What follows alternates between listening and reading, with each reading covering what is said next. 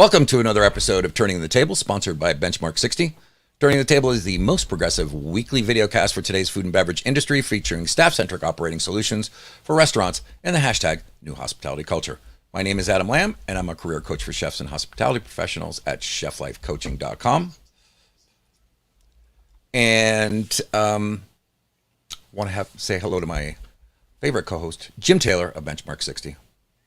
Hey, Jim. Happy almost New Year. Happy almost New Year. That's correct. We're almost there.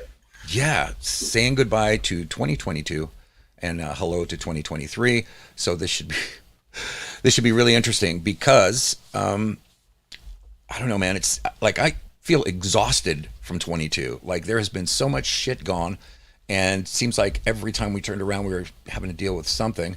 And I don't know, man. For you, what's like in thinking about 2022 and all the things that we've gone through, not necessarily on this show, but as an industry, like what are a couple of things that pop up at you, like kind of like haunting, like we don't want to drag them into 2023? Yeah, well, I think a lot of people, including myself, I think a lot of people expected 2022 to be sort of this normalization year after a couple of crazy years, right? And it just wasn't. It was just more of different curveballs, new things, the industry becoming more complex than it ever has been, labor shortages, inflation, it's supply chain. It's just been another crazy year for our industry. It's interesting to sit, on this side where we're not in operations anymore. I've talked about this, not in operations directly anymore. Still having friends that are, and being connected to those people that are. The industry just keeps getting more challenging. So, I think that some of it's going to continue to happen in 2023, but I think there's going to continue to be exciting new solutions and ways to do things differently to navigate through things. Well, that's the great thing about the hospitality industry that I think is that mostly we are always solution oriented. Like, the hoods go down, power goes out. We always find a way to make things happen. And yet it seems like for this year, when most of us thought, great, everything's going to go back to normal, there is no normal. Like there is a whole new paradigm, and those operators that are aware of that and are moving towards, solutions outside the box, I think they're going to be way ahead of the game. Yeah. As far as, some of the folks are still working the same game. So, This is our wrap up show. And so we've picked 3 episodes. Actually, we have a few more of that that we thought were really standout stuff. And I just wanted to start the show, as always, with a check-in. But this check-in is going to be from episode 116 with Jensen Cummings. What do you stand for, and how would anybody know? And know that, all of us have days like this. All of us have moments like this. And if we can ask for what we need, it goes a hell of a lot longer towards our mental and emotional health, instead of holding it all in, thinking nobody gives a shit, that your voice doesn't matter. And that's why every once in a while, we want to make sure that everyone else knows that, organizations like the Burnt Chef Project, 4 out of 5 hospitality professionals report having experienced at least one mental health issue during their career. So for free resources in the United States and Canada, you can text HOME, HOME, to 741-741. In the UK, you can text Burnt Chef to 85258. They have services in Ireland, New Zealand, and Australia again, and we thank them for their stand for our mental health. Yeah, for our mental health. So, Jim, for our check-in, what's your temperature today, pal? I think I'm medium rare today. I'm pretty good, but the thing that's on my mind is about, I have a hard time slowing down. I always have had a hard time slowing down. And I was just telling you before the show that, December in lots of ways has been kind of a slowdown, not intentionally. So I'm having sort of this, a little bit of almost anxiety about next week being really busy. and mostly in a good way, but I have a hard time slowing down. But other than that, I'm great. So how about you? I would say I'm medium to medium well. You talk about that anxiety. I've been feeling that a lot this month for different reasons. It's been up and down with my health this year, although I'm feeling pretty good right now. And I just want to, put it out there that if I actually just kind of relaxed my focus, I could just slip right into that anxiety. I mean, I was doing it last night. I was like almost waking up with my head on the pillow thinking about this or thinking about that. And what I've come to understand is that it's really incredibly important for me to make sure that I get good enough sleep, Yep. that I'm doing my meditation in the morning, that I take time for myself, because I just have the sneaking suspicion, man, that 2023 is going to be a launch year, especially around the stuff that you and I are doing, both individually and collectively. And so I'm trying not to get ahead of myself, right? I don't want to live in the future. I don't want to live in the past. I want to stay smack dab right in the pocket, because this is where all the magic happens. Yeah. So we talked a lot about mental health in the industry. We talked about how Benchmark 60 could support a lot of organizations out there with a new paradigm in regards to looking at labor. We had some incredible guests. And so I was just curious, like for you, what was one of the highlight episodes? Let's see if I have it queued up here. Yeah. One of the highlight episodes for me was when we were talking to Michelle Moreno about the transformation of leadership, how our industry needs to continue to sort of train and evolve and that kind of thing. And I was reading an article from QSR Magazine this morning that interviewed a bunch of restaurant leaders across North America, and almost all of them were talking about the importance, even more important than it has been in the past, around this transformation of leadership. I need to make sure that we send it to Michelle, because it was totally what she's talking about, and how the industry needs to invest in those leadership people, because some of them, and I have friends that are going through this right now with companies that they work for, that people who were really high performing, high potential people, young people in our industry pre-pandemic, that would have inevitably been promoted had things not kind of gone rocky there for a couple of years. But they did get promoted regardless. Right. And now they're in a position of responsibility. Maybe they're running a $3, $4, $5 million restaurant, or they've got 50 or 100 people that they're in charge of. But there's this gap of 2 to 3 years worth of development around how to run a business and how to lead people, because they were so worried about, masks and vaccines and plexiglass. So there's this gap in development. And so it was interesting that so many, predominant leaders in our industry are all talking about the same thing. So that episode was really a highlight for me. Yeah. So let's play a clip from that. And Michelle also was talking about time travel, which I thought was fascinating, because, whether it's real or not, our ability to be able to travel in time, I've always said, as hospitality professionals, because we're, thinking about 5 o'clock when it's 10 a.m. and working our way all the way back. I'll just throw the clip up there. I think understanding time and how you can do a mindset shift on it releases a lot of pressure that we put on ourselves that do not exist. So they stress that does exist, and then we can and can't control it. And then there's stress we create, and we have to learn how to understand it to be able to change it. And I think you're completely right, Adam. Every answer, every time is, we don't have time. And it's starting to understand it. So when we talk about making time our superpower, we talk about what's actually stopping us, first of all, and it falls into two camps. One of them is what they call time scarcity or time famine, where there's things that it's this dialogue we're brought up with. I don't have enough time. Where's the years on? I can't believe I'm already 45. I know it's shocking, but it's true. Still feeling like a 22-year-old. And we as a culture, we put fear at time, like as if certain older isn't great and how much wisdom we've got. So I think first of all, we have to understand that as as a society, we enforce time famine and time scarcity on people within our vocabulary. So it's just there in our subconscious without us even realizing it. And it's starting to become aware of when are people having them conversations, when are you using them conversations, because they don't serve anyone and they certainly don't serve you. The other part of that limiting us with time is just time distraction. All the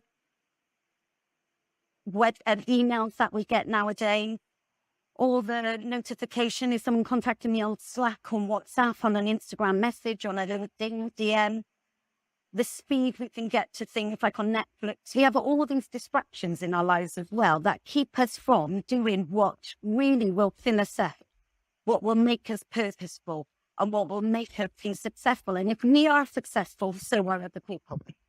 So there's the limitations with time. And then it's flipping the mindset to how do I become time affluent? How do I actually create more time, which you can? And a couple of the ideas in Rhina are things like, you've got to turn off your notifications, your ding-dings, your pop-ups. You know, every time you're focused, every time you're going to achieve something great. You know, she's knocking it out of the park and going deep on that. So a couple of things that struck out at me was, you know, this idea about time scarcity and time affluence.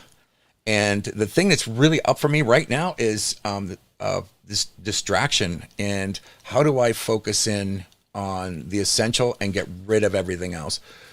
Yeah. You know, right before the show, I'm still trying to, you know, Google what's the best organizational app to use, because it just seems like there's so much on my plate in particular that I get lost in the minutia right away and become completely overwhelmed.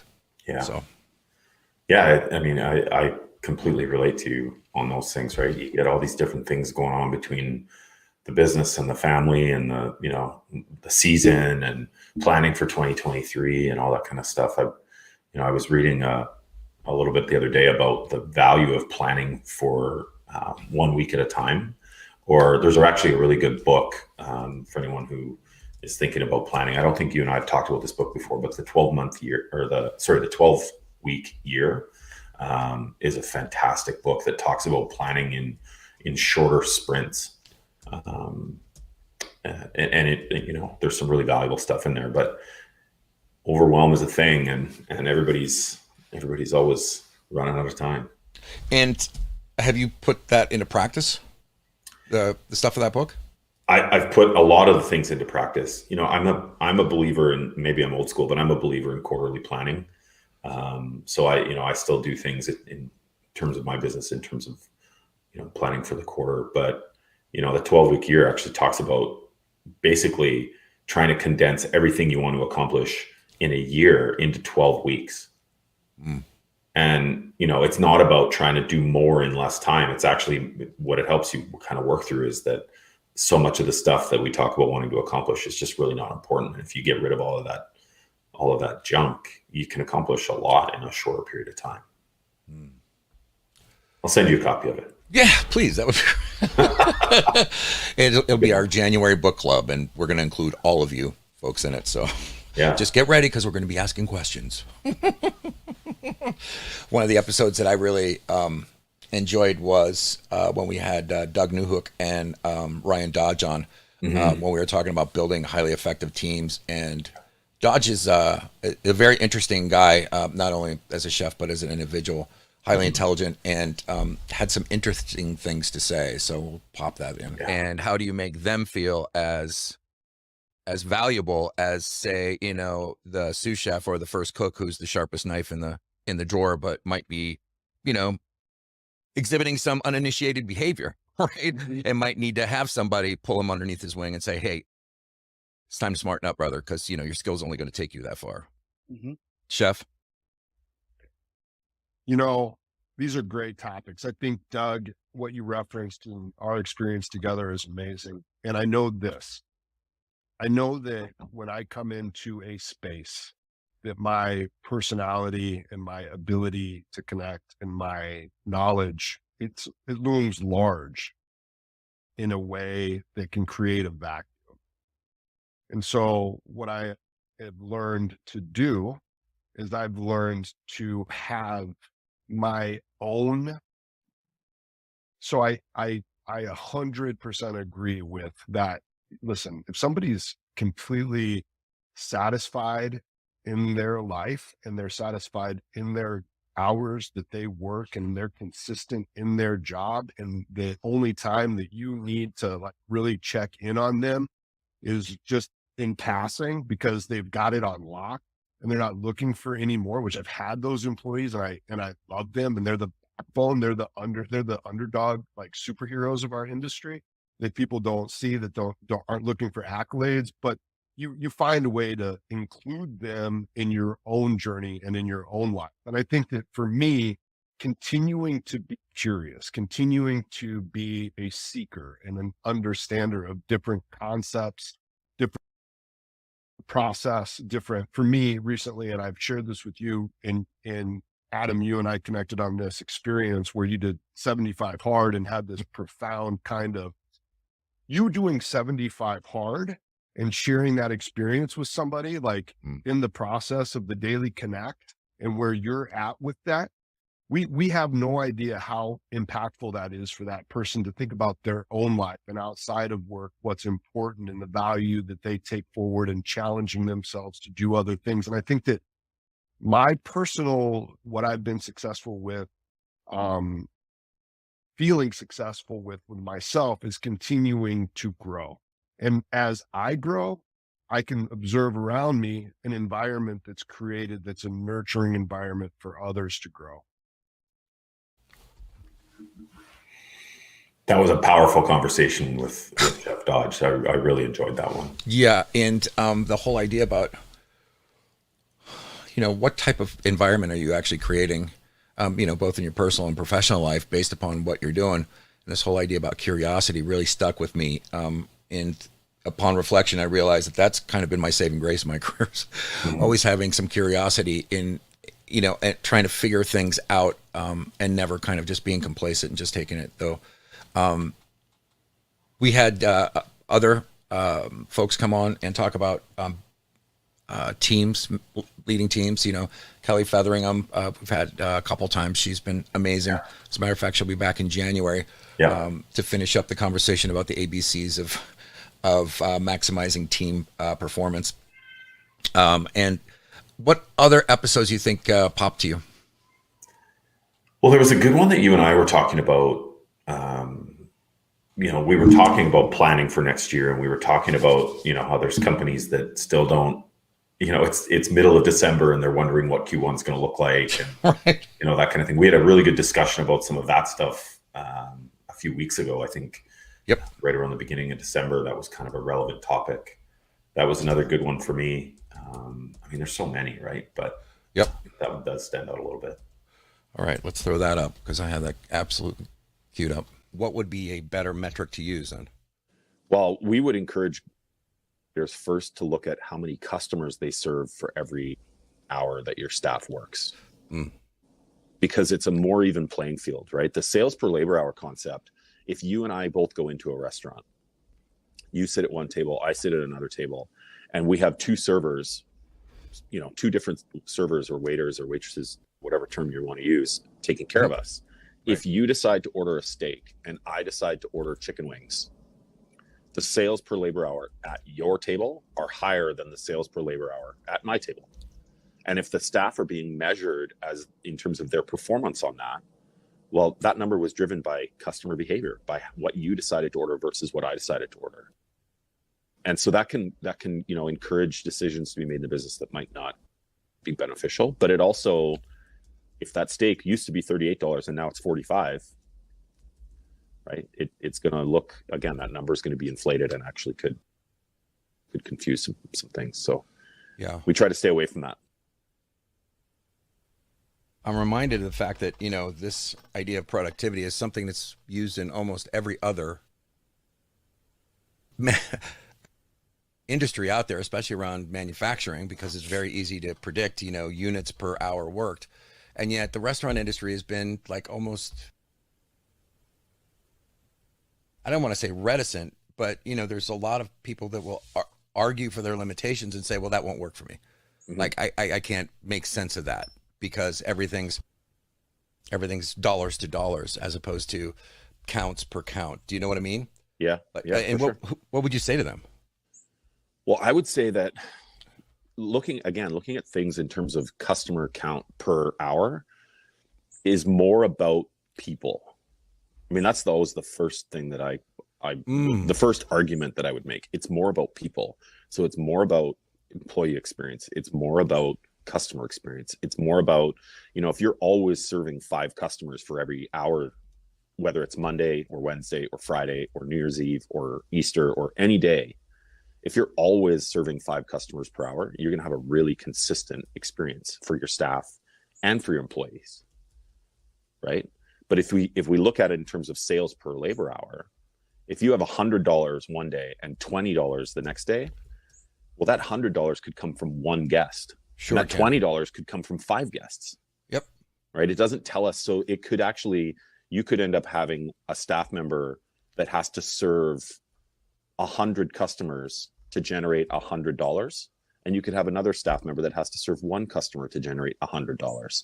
So you've got this one staff member that's bored and not doing much. You've got another staff member that's running around like a chicken with their head cut off and they're stressed out, right? So it's not a consistent experience.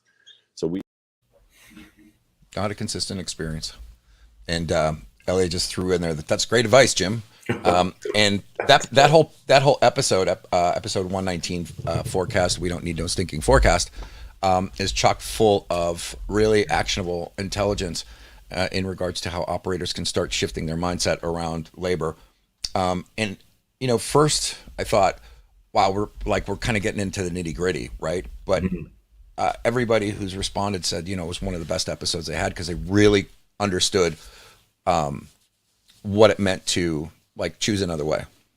Well, the consistent experience thing, if you peel back all of the other, trying to be profitable and trying to hit our labor targets and trying to be, all those different things, just the consistent experience opportunity is, you can't put a price tag on that. You can't put a value on that. Well, you could from a employee retention perspective, but if just focusing on trying to create a more consistent experience, one for your customer, but the rate of turnover in our industry right now is so driven partially by experience. Right. I don't want to work for that person anymore. I don't want to work for that restaurant anymore. I don't want to, work 12 hours one day and 2 hours the next day. Those types of things. It's so experience driven, especially for the generation that's in those positions now, right? So, there's lots of ways to look at what we talked about that day, but I think the big takeaway is the experience piece. Yeah, I think we talked a lot about the experience because that drives everything, including customer behavior. And the fact of the matter is that some operators, could, bitch and moan about, these kids and all that other crap about, being entitled or asking for too much.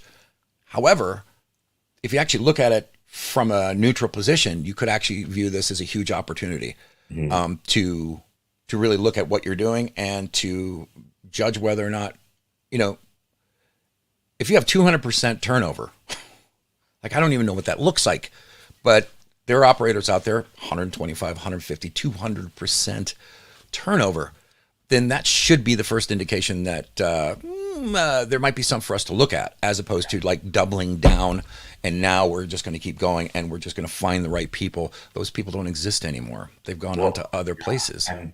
And the thing that keeps coming back to my mind about that is, I remember when I was in operations thinking that, I was guilty of this too, where I would think sometimes that, these kids these days, they just don't want to work. Mm-hmm. And, I think the part of that is true, right? But it doesn't mean that what they're doing is wrong. Maybe it means that the way that you and I approached working in a restaurant when we were 20, working 15 hours a day and doing close opens every day. And I remember the first pub that I worked at when I was 19 years old, my scheduled shift on Saturdays was open to close, 9 a.m. to 3 a.m. That was my scheduled shift. And that was what I did. That's what you did. Yep. But so maybe we were wrong. Well, I like to say that, a lot of the things are being asked for. We our generation wanted to. We just, we're either scared to bring it up for fear of how people would respond, or we're looking around and see there's no clear evidence that actually exists for us. So maybe we just need to keep our mouths shut. And so there's a lot more that that joins us than separates us in this. And again, it's coming back up for a really good reason. And like you said, Jim, they want to work. They just don't want to work for you, or they don't want to work for that type of operation, or, any great leader will tell you that it's important to take time for reflection and to listen to the feedback, as uncomfortable as it is. And I know in my career, some of my greatest advances in my own personal style and development have come from really, really, really, really profound feedback from somebody that put me back on my ass and like thinking to myself, wow, what have I been doing? And thank goodness for those opportunities, or else, I probably wouldn't be sitting in this chair with you. And I don't want to belabor this, and I don't want to put too many clips about it, because yet it's so important to talk about the mental health part in our industry, because it's been ignored for so long. And in episode 107, you and I got into a really great conversation. I just want to kind of throw that up. I wanted to be liked. I wanted to make sure that people felt like I was doing a good job. There was definitely some insecurities in my ability to be a good manager at the time. There was just so much coming at me that I think I pretty quickly tried to flip that the other way, and make sure that I just did whatever I could to make sure my staff loved coming to work every day. That's interesting.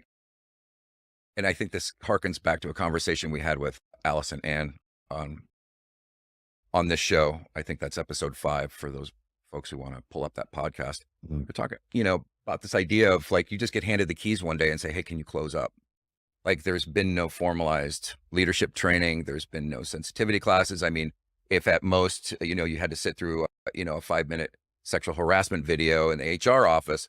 But when it comes down to the stressful situations, and, there's nothing more unique and satisfying as a manager and a leader as to get, people from all walks of life and maybe 3 different languages all moving in the right direction based upon your way of being with them. But it's kind of like one of these things that for some reason in our industry just takes a backseat to actually getting the job done, that busyness, right? Yeah. About like, if you just getting stuff done, then you need to take a look at, where you're headed, because as a manager, you're doing great, but as a leader, not so great.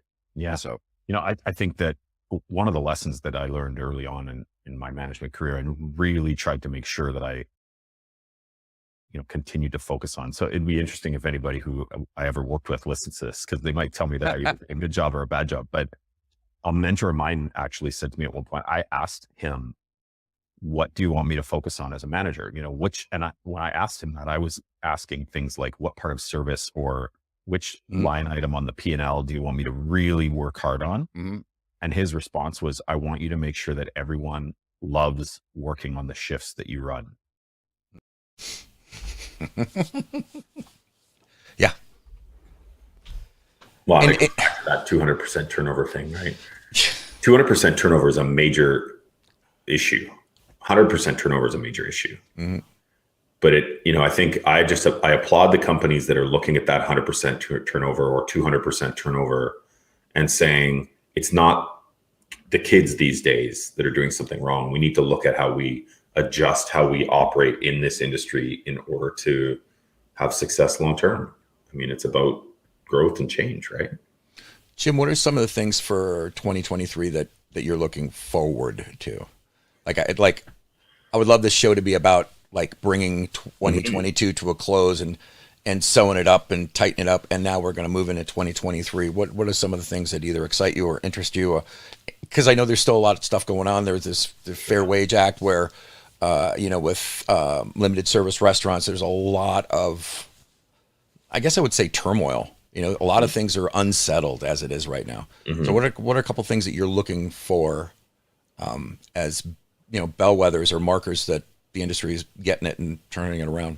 Well, I think the pandemic forced a lot of companies to look at tech solutions, right? And I think part of 2022, there was a lot of discussion about, is tech the answer? And is the tech I've already invested in working the way I want it to? And, you know, obviously we're not happy about a lot of the layoffs and stuff things like that have happened in hospitality technology in the last few months. But what I really see changing and things that are coming in the future, especially in this next year in hospitality, is a kind of a realignment on looking at people, looking at, you know, retention, looking at benefits, looking at how we protect and take care of the people that, you know, go to work in hospitality every day. I really do think that that's going to start to change. You know, not every company will get on board, and some are still old school and want to do things the way they've always been done. But, you know, there's a lot of high profile leaders in the industry that are really talking about this, and, you know, that there needs to be some fundamental change in the way that our industry operates. So that's what I'm really looking forward to starting, you know, the shift around that our industry is at its very core about people.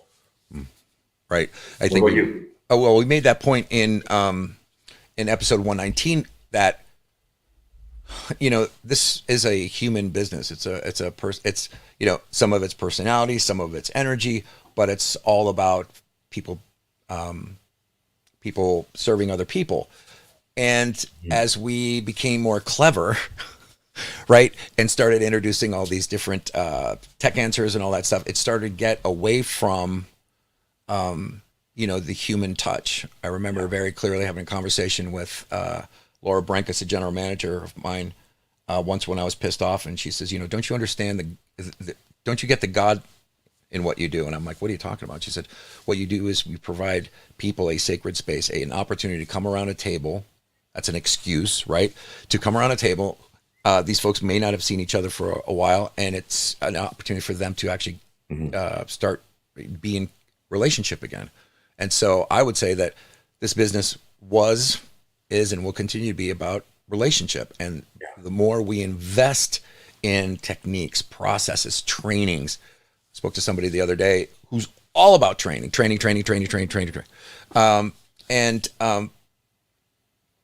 like, there is a direct correlation between the amount of training you do to the success that you have. And Chef Tiffany is going to chime in here and say, can you guys do a live on this culinary culture and how imperative it is that we all contribute to the pivot of this industry? I talk about this a lot with my hospitality peer managers. It's such a great topic with so many roads to cover. And oh, hell yeah, Tiff, that's what we're doing here, or Tiffany. Chef, the whole point of this is it's not a back of the house or a front of the house thing. It is a whole house thing. So it starts, the trend, hopefully, will start to become that we as managers and leaders are invited to bring our whole selves to work. And then we can turn around and invite everyone that we work with to bring their whole selves to work, because the reality is they're leaving that shit at the door as bullshit. And as we become more connected to our humanity with one another, then that's when culture happens, right? Because culture is not anything that's dictated on high or someone, general manager brings in a poster. It's what's happening elbow to elbow. And it only takes one person to screw that up. And the problem is that most operations are so strapped for labor or staff that they won't actually hold bad players accountable. So they continue to screw up and poison the well, if it was, for a culture. And as soon as one person is just kind of allowed to continue to do that, oh, it's just him, oh, it's just this, whatever the excuse is, then there are other people who are doing the right thing, showing up on time, putting the right effort. They're looking at that and, well, why should I even bother with that, you know? Like, I'm just going to do what he does. So it's something that's, the focus has to be every day, every moment, continuing to go around, continuing to hold conversations, continuing small group meetings, large group meetings, and to continue to hammer home this point that this is our house. We're here for a shared value. We're here for one another.